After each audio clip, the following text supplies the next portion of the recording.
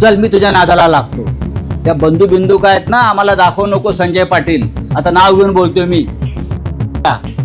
चल बंदूक काय दाखवतो साल्या तुम्हाला?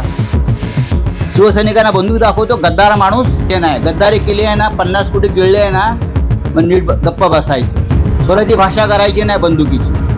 ती बंदूक तुझ्या घातली जाईल. अमित शहाच्या नावावरती जीवावरती आमच्या दादागिऱ्या करू नका गुजरातांच्या. अरे सोड रे एकनाथ शिंदे. जे इतके दिवस सगळे स्पेक्युलेशन होते, काय झालं, काय होणार, काय पुरावे, काल सगळ्यांसमोर सगळे 6 खासदार आले. सगळ्यांसमोर त्यांनी सांगितलं कशा प्रकारे आले. एकनाथ शिंदेनी एवढं मोठं एक्सप्लेनेशन दिलं, सांगितलं की कशा हे खासदार का आलेत वगैरे. आता काय तुमची भूमिका? काय भूमिका असणार? काल मी ऐकलं की ते जे डेप्युटी सीएम आहेत महाराष्ट्राचे, काल त्यांच्या पक्षाचा नाशिकमध्ये पराभव झाला. नाशिकमध्ये विधान परिषद निवडणुकीत पराभव झाला. भारतीय जनता पक्षाची सर्व मतं गोकुळ गीतेंना पडली. पण पुढल्या 2 तासात गोकुळ गीतेंना विकत घेऊन त्यांनी आपल्या पक्षामध्ये आणले. 2 तासात, पुढल्या 2 तासामध्ये गोकुळ गीते मला वाटतं गेले ना त्यांच्या पक्षात 2 तासात. हे राजकारण सध्या महाराष्ट्रात चाललं. पैसा फेको तमाशा देखो. आता काल जसे झाकलेले पुतळे उघडतात तसे काय ते झाकलेले 6 गद्दारांचे पुतळे मिंद्याने असे उघडले आणि दाखवले, बघा हे 6 गद्दार आहेत, हे 6 गद्दार आहेत. आणि काय म्हणाले, आम्ही त्यांचा मान सन्मान ठेवू. काय ठेवू? मग आमच्या पक्षात म्हणजे शिवसेनेमध्ये मान सन्मान नव्हता का? मग आमच्या पक्षात काय होतं? आमच्या पक्षामध्ये अधिक मान सन्मान होता, स्वाभिमान होता, सर्व काही होतं. आता हे मान सन्मान ठेवणार म्हणजे काय करणार? यांचा मान सन्मान हा 50 कोटी 75 कोटी प्रत्येकाला मिळालेले आहेत आणि त्याला ते मान सन्मान समजतात. काय तर म्हणून निधीसाठी गेले. आकडे आले आहेत ना. जो निधी आहे तो सुद्धा हे धड वापरू शकले नाहीत. 15-15, 16-16 कोटीचा निधी पडून आहे. निधी हा विकास कामासाठी असतो ना, विकास निधी आहे ना. मग जे आकडे आता समोर आलेले आहेत आपल्या माध्यमातून, तो निधी का वापरला गेला नाही? कोणी तुम्हाला अडवलं होतं? तुमच्या भागात विकासासाठी हा निधी आपण वापरला नाहीत. आणि आता तुम्ही कोणत्या निधीसाठी गेला? विकासासाठी गेलो. एका खासदाराचा तर 16 कोटी निधी शिल्लक आहे. एकानं शिर्डीमध्ये फक्त 5-25 लाखच खर्च केले. आता या नवीन पक्षात गटात गेल्यामुळे त्यांना निधी म्हणजे ठेकेदारी मिळणार. 200 कोटीची कामं मिळणार निधी म्हणून, 300 कोटी. आणि त्यातले 25% जे आहे थेट हे तुमच्या घरात जाणार. यासाठी हा त्यांचा मानसन्मान. ठेकेदारीतले कमिशन आणि किकबॅक मिळणं हा त्यांचा मानसन्मान. जनता या राज्याची किंवा त्या मतदारसंघातली खुळी नाही. काल मिंदे गटातला एक पोपट म्हणत होता काहीतरी, हे काय पाळणा घर आहे का?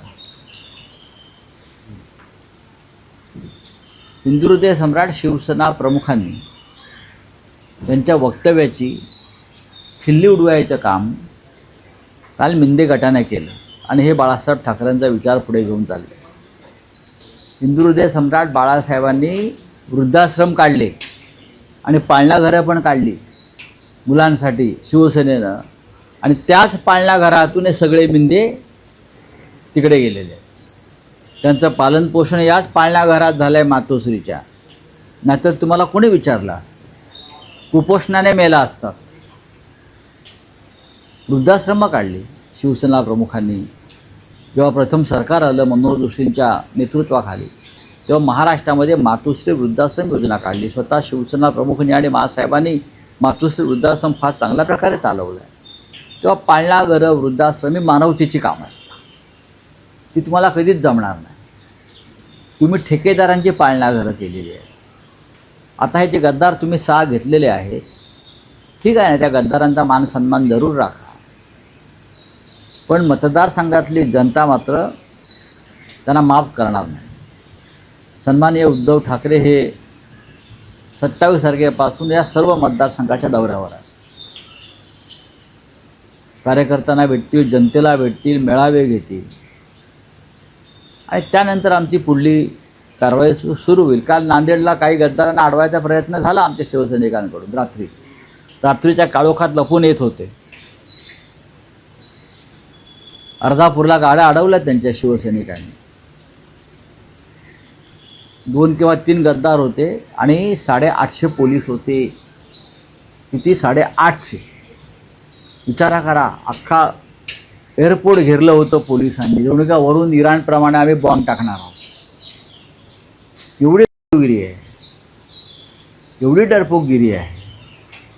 काय तुम्ही सांगताय आम्हाला मर्दानगीच्या गोष्टी? किती खोटं बोलताय तुम्ही सगळेजण.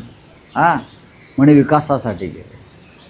रावसाहेब शिंदे काल असं म्हणाले की या सगळ्यांना पुढच्या 2029च्या निवडणुकीत खासदारकीची उमेदवारी मिळेल. हे धनुष्यबाण या चिन्हावरच लढतील आणि त्यांना आम्ही जिंकूनही आणू. ठीक आहे ना,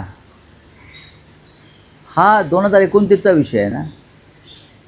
2029 पर्यंत देशाच्या राजकारणात काय होईल याची गॅरंटी कोणी देऊ शकत नाही. मिंदे तरी खुर्चीवर राहतील का किंवा राजकारणात राहतील का याची गॅरंटी नाही. नरेंद्र मोदी प्रधानमंत्री राहतील का याची गॅरंटी नाही. महाराष्ट्रात काय होईल याची गॅरंटी नाही. तुला खालून बरंच पाणी वाहून जाणार आहे पुढल्या काळामध्ये. राजकारण फार चंचल असतं आणि बहुमत हे त्यापेक्षा चंचल असतं. हे अजून मिंद्यांना माहीत नाही. आम्ही त्यांच्यापेक्षा राजकारणात जास्त पावसाळे पाहिले आहेत. फक्त आम्ही पैशाचं राजकारण केलं नाही. संजय पाटील असं म्हणतायत की मला स्वतःहून तुम्ही उमेदवारी दिली, मी तर तुमच्याकडे उमेदवारी मागायला आलो नव्हतो, राजीनामा द्या.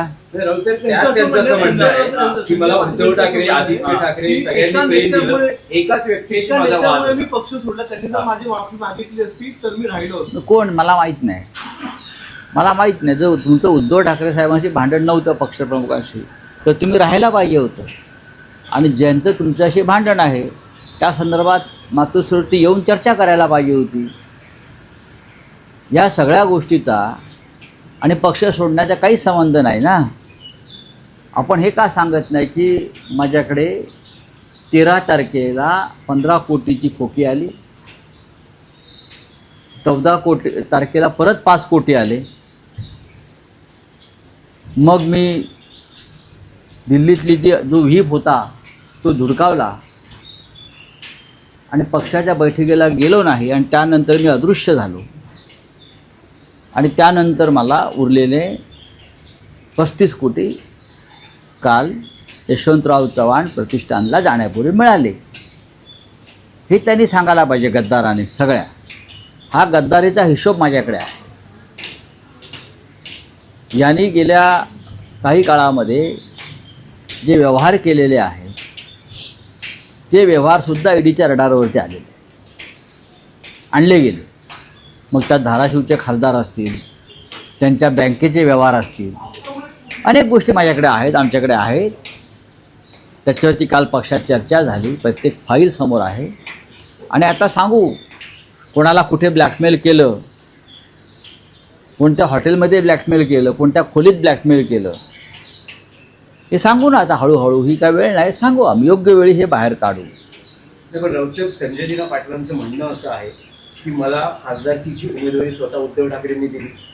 ही जागा काँग्रेस किंवा एनसीपीला जाणार होती हे लक्षात घेतात त्यांनी मला इथे उमेदवारी दिली. नंबर 1. नंबर 2, माझ्या मुलीसाठी ही उमेदवारी मागितली नव्हती, पण उद्धव ठाकरेंना हांडूक तो जो वॉर्ड आहे तो मनसेला द्यायचा नव्हता. नाही नाही, असं नाही माझ्या आहे. मुलीला उमेदवारी दिली. असं अजिबात नाही आहे.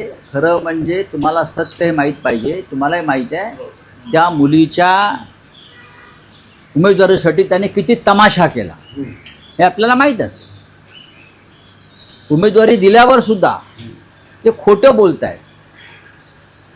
मिंदे गटात गेल्यामुळे त्यांना खोटं बोलायची जास्त सवय लागलेली आहे. ते मिंदे गटात गेल्यावरती एक खोटं बोलण्याची नशेची गोळी देतात ते, बरं का. हां, ती तोंडात ठेवूनच बोलायचं असतं. हां, तर ती भांगेची गोळी जी आहे खोटं बोलण्याची ती घेऊन सगळे बोलत आहेत. त्या मुलीसाठी त्यांनी प्रतिष्ठापणाला लावली. ती जी जागा आहे त्यासाठी मनसेच्या उमेदवार मला वाटतं माझगावकर हा त्यांच्यासाठी आग्रह होता आणि त्यांना देण्यासंदर्भात भूमिका होती. तो पक्षाचाच आमच्या जागा जरी असली पण मुलीला उमेदवारी दिली नाही तर मी राजीनामा देतो इथपर्यंत मजल गेली होती. हे सगळ्यांना माहिती आहे. आणि अर्ज मागे घ्यायलाही गेले होते त्यानंतर, कार्यकर्ते काम करणार नाहीत म्हणून. तेव्हा ह्या सगळ्या गोष्टी रेकॉर्डवरती आहेत, वृत्तपत्रात छापून आल्या आहेत, मीडियामध्ये दिसत आहेत. तेव्हा आता खोटं बोलणं थांबवा, खोटं बोलणं थांबवा. जी तुम्हाला नशा आलेली आहे सगळ्या गद्दारांना, ती काही काळ तुम्हाला नशा उतरल्यावर तुम्ही बोला. सर, हे सगळे जेव्हा खासदार काल समोर आले, एकनाथ शिंदे असं म्हणतात की यांची सगळी प्रवेशाची कायदेशीर प्रक्रिया पूर्ण झाली. आता शिवसेना उद्धव बाळासाहेब ठाकरे पक्षाचा कायदेशीर प्रक्रिया पूर्ण होऊच शकत नाही. कोणत्याही प्रकारे 10व्या शेड्यूलमध्ये पक्ष फुटीला मान्यताच नाही आहे. कसली कारवाई? बिजू जनता दलाचे आणि काँग्रेसच्या आमदारांनी क्रॉस वोटिंग केलं. ओरिसामध्ये राज्यसभा निवडून क्रॉस वोटिंग केलं. राज्यसभेला ओपन आहे ना निवडणूक, क्रॉस वोटिंग केलं आहे. आणि त्यांच्या बडतर्फी म्हणजे डिस्क्वालिफिकेशनसाठी जेव्हा या दोन पक्षांनी तिकडल्या विधानसभा अध्यक्षाकडे मागणी केली, रिसर कारवाईची मागणी केली, तेव्हा ती अपील फेटाळण्यात आली.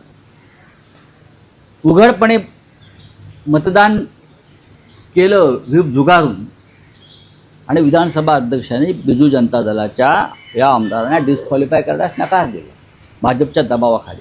अशा प्रकारे जर पीठासीन अधिकारी काम करणार असतील, मग मुंबई असेल, महाराष्ट्र असेल, अन्य ठिकाणी असतील, तृणमूल काँग्रेस असेल, तर कसल्या कायदेशीर प्रक्रिया म्हणताय? काय कायदेशीर प्रक्रिया करताय तुम्ही? याला कायदेशीर प्रक्रिया म्हणत नाही, याला झुंडगिरी म्हणतात, संसदीय लोकशाहीची. ओके, हो गया. नंतर बंदुकीचे ऍक्शन करत असे देखील म्हटले, माझ्या नादाला लागलं तर हॉस्पिटलमध्ये जा, नाही तर स्मशानात जा. मी लागतो नादाला, चल चल, मी तुझ्या नादाला लागतो. त्या बंधू काय आहेत ना, आम्हाला दाखवू नको संजय पाटील, आता नाव घेऊन बोलतोय मी. चल, हे शिवसैनिकांना बंदुका दाखवू नकोस तू. मी इथेच आहे भांडुपला, मी कधी या भाषेचा वापर करत नाही. बंदूक काय दाखवतो साल्या तुम्हाला? शिवसैनिकांना बंदूक दाखवतो? गद्दार माणूस. हे धंदे करायचे नाही. गद्दारी केली आहे ना, 50 कोटी गिळले आहे ना, मग नीट गप्प बसायचं. परत ही भाषा करायची नाही बंदुकीची. ती बंदूक तुझ्या घातली जाईल. चला, मला बोलायचं आहे ते बोललोय मी. ही भाषा नाही करायची शिवसैनिकाशी. बंदूक काय दाखवतो तू आम्हाला? सिक्युरिटी काढून ये, जी तुला Z+ काय दिली आहे ना. चल आता बघतो मी. तुमचं संजय दिना पाटलांना थेट आव्हान. अरे सोड रे, गद्दारांना आव्हान आहे माझं. हे काय आम्हाला बंदूक दाखवतात साले? हे बंदुका दाखवतात का आम्हाला? काय लॉ अँड ऑर्डर आहे की नाही मिस्टर फडणवीस? अमित शहाच्या नावावरती, जीवावरती आमच्या दादागिऱ्या करू नका गुजरातांच्या. चला, अरे सोड रे एकनाथ शिंदे. अरे सोड रे एकनाथ शिंदे. तू काय एकनाथ शिंदे करतो रे? चल. कोल्हापूर जिल्ह्यातील सर्वच अचूक घडामोडींसाठी डिजिटल कोल्हापूरच्या सर्वच प्लॅटफॉर्मला लाईक, फॉलो, सबस्क्राईब करा.